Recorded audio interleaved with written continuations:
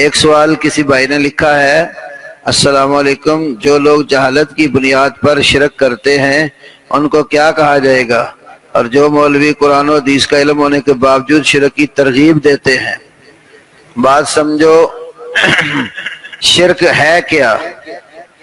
پہلے تو یہ سمجھنا چاہیے اللہ رب العالمین کی ذات، اس کی صفات اور اس کے حقوق اور اختیارات میں اس کی مخلوق میں سے کسی کو بھی شامل کر دینا، یہ اس کے ساتھ شرک ہے۔ جیسے یہودیوں نے ذات میں شرک کیا تو عزیر علیہ السلام کو اللہ کا بیٹا بنا دیا، عیسائیوں نے ذات میں شرک کیا، مسیح علیہ السلام کو اللہ کا بیٹا بنا دیا،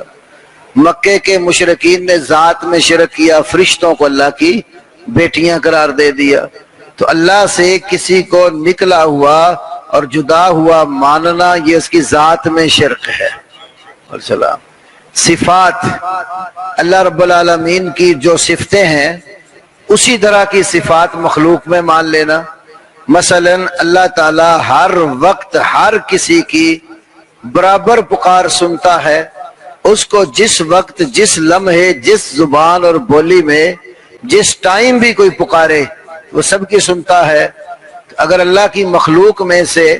کسی کے متعلق یہ عقیدہ بنا لیا جائے کہ جس بھی زبان میں، جس ٹائم بھی، جس حاجت کے لیے بھی اسے پکاروں تو وہ بھی سنتا ہے، تو یہ اللہ کی صفت میں شریک ہے۔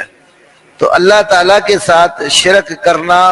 یہ سب سے بڑا گناہ ہے۔ اب اگر کوئی کلمہ پڑھ کر مسلمان ہو کر یہ کام کرے، اس کی دو حالتیں ہوتی ہیں۔ ایک ہے وہ جاہل ہے، لا علم ہے، اس کو کسی نے بتایا اور سمجھایا نہیں ہے۔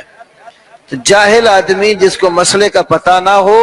کسی نے بتایا نہ ہو، کوئی بتانے والا وہاں موجود نہ ہو، تو وہ گناہگار مسلمان ہی ہے۔ اور جو جان بوجھ کر جس کو پتہ ہو کہ یہ شرک ہے،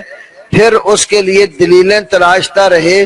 اور لوگوں کو اس کی ترغیب دیتا رہے، تو اس کا کلمہ پڑھنا بھی اس کو نفع نہیں دیتا، وہ کلمہ پڑھنے کے باوجود دائرہ اسلام سے نکل جاتا ہے۔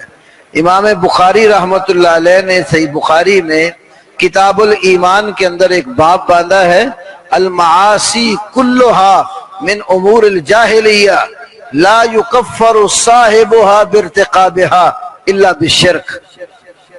کہ جتنے کبیرہ گناہ ہیں، نافرمانی ہے، چوری ہے، ڈاکہ ہے، جھوٹ ہے، قتل و غارت ہے، جادوگری ہے، یہ سارے کے سارے گناہ کے کام ہیں اور جاہلیت کے کاموں میں سے ہیں۔ اگر کوئی شخص ان میں سے کسی کام کا مرتکب ہو جائے وہ کافر نہیں ہوگا، گناہگار مسلمان ہوگا، الا بالشرک، ہاں اللہ کے ساتھ شرک کرے گا